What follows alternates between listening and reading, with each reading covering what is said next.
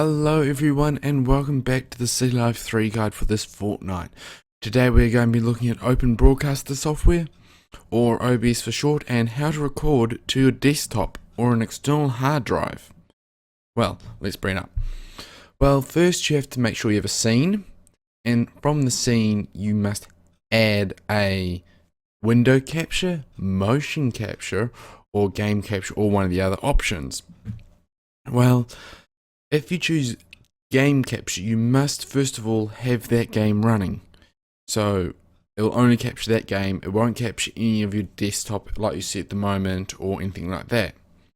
But I'll just show you with my Arma 3, which I use to record Sea Life with as well. We have it all selected, and then we have capture mouse cursor, which is important in my opinion because then you can see what you're doing and everything like that. So you usually press OK for it and make sure it's ticked, and when it's ticked it will run that. It will actually not run, it will actually capture that game or monitor you're actually capturing, or desktop, or whatever you want. Well, let's go into the settings and get all set up now. Okay, when you first open up, you'll see the general tab in the settings. You'll have the language, select whatever language you speak natively or naturally, or any secondary language that you want to know so no one else knows what OBS is saying. So English, Mari, French, German, etc. So it doesn't really matter. But then there's the profile. You'll be given a default profile, and each profile is different because you can have, like, let's say for example an Arma and CL one like I'm doing two at the moment, and then a Project Reality and Verdun one, or a Rust, or a Total War Rome 2. There are many options that you can have, but you make sure you have that whatever one you want selected, and then it will load up all those settings for the below over here. You then have enable cursor over projector, which is also good to have. And let's continue on to the encoding. For the video encoding, you must have you should have the X264 selected, the use CBR, and the enable CBR padding. Both should be ticked. Then make sure your quality balance is at 10, and that is also easy to do. But if you hover over them, like I'm using the max bitrate, it tells you what each one is. It tells you what a general summary of it is. So that's for you to read. So mine's at 7,000 kilobytes for the max bitrate. So that's high as it will go, is 7,000. Then that can be altered to like 100 megabit rate or something like that. So it's very, very easy to do. And it's advisable to have it up high, like 5,000 or 7,000, because then you'll get a good quality, or a decent HD quality from it. But anything lower than 5,000, I'd say, would be getting pretty granularly and everything. But it's more experimentation on what you want. So then you have your audio encoding. So have the AAC 4.1 kilohertz, in bitrate of 128, and the stereo, or unless you have a predefined setting already, or you know what your audio encoding is, set it up that way.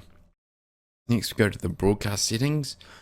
You have live stream, which won't be covered this time, but you select the file output.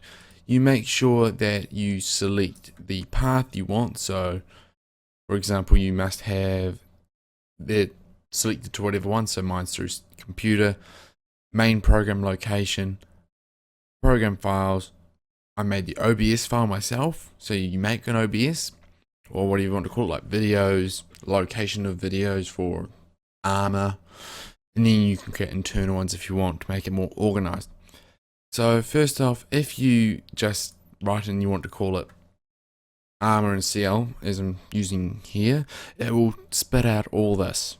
So you can start up a video while you're not even in game or whatever, record, stop it, and then call it Arma and CL permanently. So you call that core file Arma and CL, and then you go into the file path again, as we show here, and you select that file, and it will record that into that name, and it will give you 0102 is the one that we're currently doing, and so on. And you don't really need to play around the buffer, because I don't either, but your choice. And you'll click yes when it prompts you, but I've already set it up, so cancel, or no, you don't click cancel because it just returns you to the same screen. You click no. Your video adapter, that'll be your graphics card. So mine's a GTX 560 NVIDIA Ti, so not the best graphics card in the world, but hoping to get a better one in the future.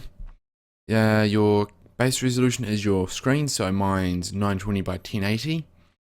So you can go easily to find that by going to your screen resolution in here and finding out where it says recommended, or you find out whatever scale you have on here. So that's nice and simple to find. You put that in there, and Bob's your uncle, you're away for the base resolution. You don't want to downscale your resolution, because it is not going to look pretty unless you have it specified otherwise. Your FPS 30 or whatever you feel comfortable with, but 30 is pretty good. Have the disable arrow on, but it is doing that. And then you have audio. The audio device is usually default, so you have that. You have the auxiliary, which is whatever microphone you have. So if you have a headset with a microphone on, like Plantronics, let's say, I have a Plantronics 780, so you can put that in. But I'm use or default. So if you don't know anything, you just put in default under desktop audio and the microphone auxiliary. Default, boom, done, easy. But for me, Blue Yeti, if you have Blue Yeti, you just put it in, or a Yeti or whatever they call it. Then you have the force microphone auxiliary to mono. You can do that.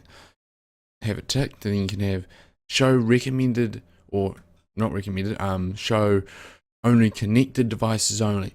That is good to have, because then it will not show all these other things that you don't have. And yeah, so you should only show connected devices, so then you don't accidentally click, oh, I want this one, and then all of a sudden I go to record, and then all of a sudden I hear nothing. So that is not good. You can delay by 200 milliseconds, or whatever milliseconds you want. So milliseconds is not that bad, but yeah, but who knows. Desktop boost 1, boost auxiliary 1, offset milliseconds -50. Leave it at that. So if you just follow that, there will be pretty good and all set up. Hotkeys, that's your choice if you want to have hotkeys. So it can record what you say and have all you don't say. So that's all dependent. So I could be talking, all of a sudden I want to record what I'm saying in game, and then all of a sudden it records what I'm saying instead of all this other stuff that I'm not saying. The stream keys are very important, the start and the stop. The start should be a key that is not assigned to any of the game, or same with stop, or you can just do it manually by doing Alt-Tab start, Alt-Tab stop. So very simple and easy, but I use F9 and F10 because they have no affiliation with ARM or any other games that I play, which is lucky, apart from Project Reality, which F9 is viewing the sights when you're in a vehicle. But apart from that, that does not interfere. Your advanced is use your multi-threading optimization. If you have a multi-thread processor, it will make it work nice and smoothly for OBS. So have that ticked. Normal priority, 400 milliseconds. So leave those other two unticked. The video CPU preset for the X264, very fast. The encoding profile, high. Individual keyframes, 2. Then you leave everything else blank. So yay, that should be working. Quick and sync encoder, leave that. Do not touch that at all. If it's blank like this, I can't click on it, so leave it like that. Microphone noise gate. So this is very, very good to have, because that means if you talk under a certain Like if you talk really quietly or a certain level in your voice, it will cut it out. It also cuts out background noise as well. So that means if someone's down in the house in your kitchen, all of a sudden they talk, it is a chance of not picking it up, which most of the time it won't pick it up anyway, unless you're talking at that time when they do something in the kitchen or living room or whatever. So that helps. So you just play around with the closed threshold and the open. So you play around with that and get that sorted, and you have to enable it up here. You put in the milliseconds that you want to have it as, and then you should be free to go. You click the OK button.